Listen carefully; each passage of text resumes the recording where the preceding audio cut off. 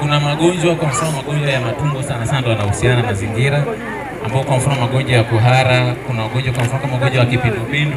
Tushukuru mkoa wa Njombe mpaka sasa hivi hatuna magonjwa kwa mfano kipindupindu, yameishia mikoa mingine tu huko, lakini Iringa na Njombe hatukuweza kupata magonjwa. Ni kwa sababu gani?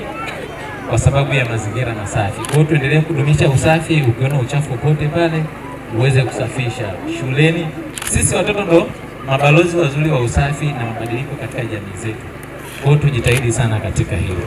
Lakini pia kwa wananchi ambao tuko hapa pamoja na watu wengine, tusipende kukwepa kwa mfano ulipaji kodi, kwa sababu swala la mapato, bila kuwa na mapato jamani uwezo kufanya chochote kile. Hata kama ni usafi wa mazingira, kuna magari yanahitajika, kuna wafanyakazi wanahitajika, mambo ya lishe itakuhitaji issue za mapato. Kwa hiyo bila mapato manake uwezo kufanya hizo shughuli nyingine zote za lishe, za mazingira na vitu vingine. Kwa ufupi hayo mambo manne tuyazingatie sana, ambayo yametukusanya hapa, kila mmoja kwa sehemu yake tuweze kuyafanyia kazi. Tunaelewana jamani? Ndio. Wanafunzi tunaelewana? Ndio. Kwa hiyo ni wasihi tuweze kuyazingatia hayo, lakini kikubwa kabisa ni issue ya unyanyasaji wa kijinsia. Ukiona kuna chochote kile ambacho unafanyia ambacho sicho, usisite kuripoti kwa mwalimu au kwa mzazi ili uweze kusaidika. Tunaelewana? Ndio. Kwanza kabisa tumekuja kuhamasisha masuala ya lishe. Masuala gani? Ya lishe. Tunahitaji wanafunzi mpate chakula chenye mchanganyiko wa aina ya vyakula vingapi mnavyosoma? 5. Leo mtafundishwa aina za vyakula ambavyo haitakuwa na utata. Wengine wanasema 5, wengine wanasema 6. Tunasaidishi hapa, atatoa maelekezo aina maalum za vyakula. Lakini vile vile tumekuja kuhamasisha habari ya mahudhurio ya wanafunzi, kwa maana ya kukomesha utoro.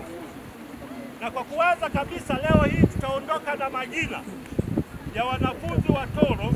Sisi kazi yetu tutawafuata wazazi hao ili watuambie hao wanafunzi kwa nini hawahudhurishwi. Kwa hiyo mkae mkijua wanafunzi wa Mdati na Njombe, habari ya kutoroka shule sio nzuri. Na once ukitoroka shule, mkono wa sheria utakufanya nini? Utakufuata. Lakini tumekuja vile vile kuhamasisha masuala ya mazingira, usafi wa mazingira.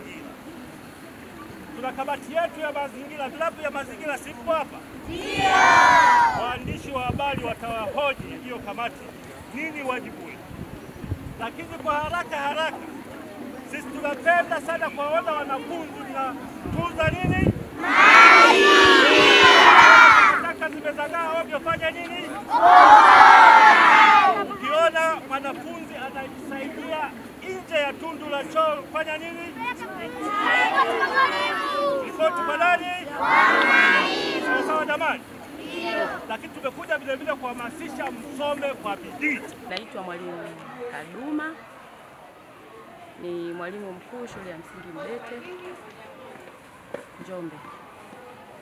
Tuambie leo mlikuwa na tukio gani hapa shule? Siku ya leo tunashukuru tumetembelewa na ugeni kutoka kamati ya afya ya Njombe. Wamekuja kututembelea, lakini pia wameonana na wanafunzi kwa ajili ya kuwapa elimu kuhusu lishe bora. Wametoa elimu kuhusu makundi ya vyakula ambayo wanafunzi au mtu yoyote anatakiwa ayapate kila siku. Kwa hiyo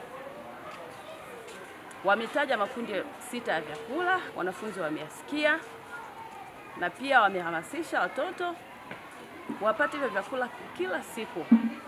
Lakini pia kama hawajavipata basi wawaulize wazazi wao, wawadai wazazi wao. Kwa kweli tumefurahia sana ugeni uliokuja leo.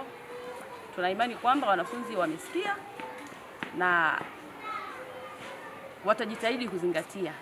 Wito wangu kwa wazazi ni kwamba kila mzazi ajitahidi kuhakikisha kwamba kwenye chakula chake anajitahidi kuweka makundi yote ya vyakula ili watoto waweze kuwa na afya bora. Shule ya msingi Mdete wazazi wanachangia chakula. Kwa hiyo watoto wanapata chakula, watoto wa awali wanapata uji, lakini pia wanapata mayai lakini pia wanapata chakula cha mchana shuleni. Watoto wote wanakula shuleni.